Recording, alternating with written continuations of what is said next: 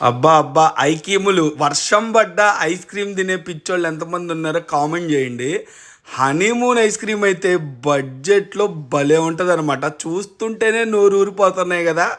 కేవలం చూడటానికి మాత్రమే బాగుంటాయి ఏమో, టేస్ట్కి బాగోని అనుకోవద్దు భయ్య. కసాట ఆర్డర్ పెట్టామంటే కసకసలు ఆడిద్ది నోట్లో.